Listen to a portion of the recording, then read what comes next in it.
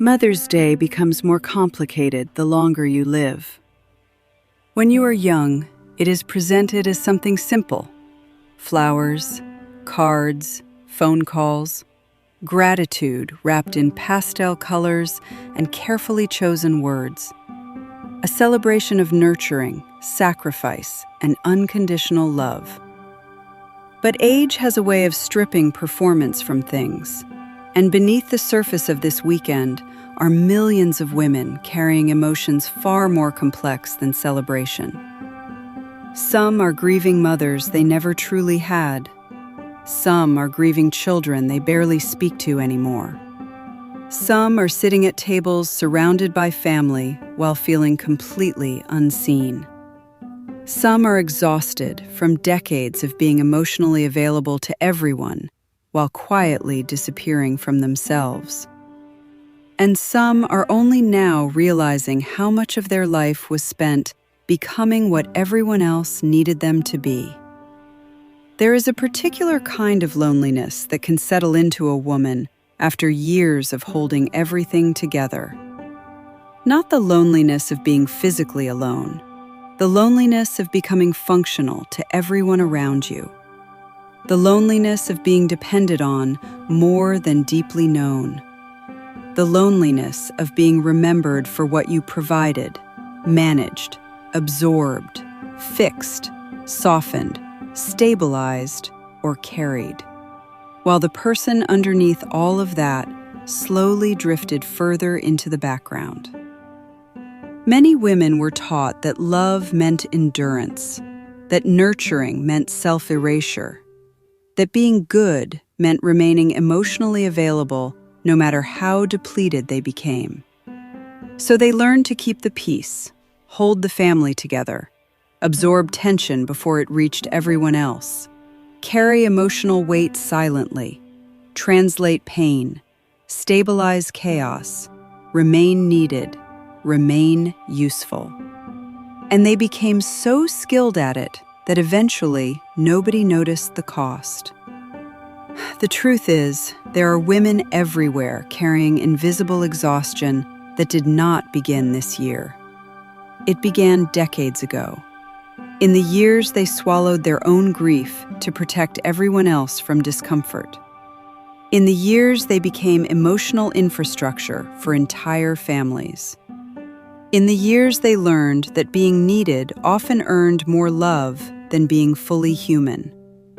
And eventually, many reached a strange threshold where the roles remained, but the intimacy disappeared. The children grew older, the phone rang less, the emotional closeness changed shape. The world moved faster. Everyone became distracted, fragmented, overstimulated, elsewhere. And many women quietly found themselves standing in the aftermath of lives spent pouring love outward while struggling to remember what it felt like to receive it deeply themselves. This is not bitterness. It is grief mixed with awakening. Because something shifts in a woman when she realizes she cannot continue surviving solely as a function inside other people's lives.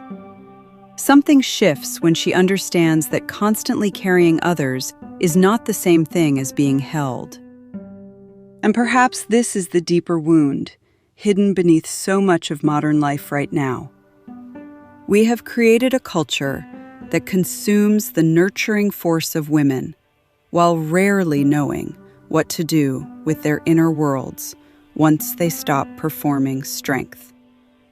We celebrate mothers most comfortably when they are giving, helping, providing, sacrificing, holding, enduring. But far fewer people know how to sit with the complexity of a woman who is tired, changing, grieving, questioning, reclaiming herself, or no longer willing to disappear quietly into everyone else's needs. And yet, something important is happening now. Many women are beginning to meet themselves again after decades of emotional fragmentation. Not the version built entirely around obligation, the deeper self underneath it, the self that existed before constant caregiving became identity, the self that still has interiority beyond usefulness, the self that still longs for beauty, truth, intimacy, rest, creativity, desire, meaning, tenderness, and real connection. Not performance, not duty, not survival. Connection. Maybe that is what makes this weekend feel so emotionally charged for so many people. Because Mother's Day does not only touch motherhood, it touches the human longing to be loved for who we are and not only for what we give away. And there are many women this weekend carrying invisible histories behind composed smiles. Women who held entire emotional worlds together while slowly losing touch with their own center. Women who gave love faithfully, even when it was not returned in the same language. Women who became the steady place everyone returned to, while quietly having nowhere to fully rest themselves. Some mothers are not looking for celebration this weekend. They are looking to remember who they were before the world only knew them by what they carried for everyone else. Not every woman needs flowers this weekend. Some need silence. Some need rest. Some need truth. And some are simply trying to remember that they were human long before they became everything for everyone else.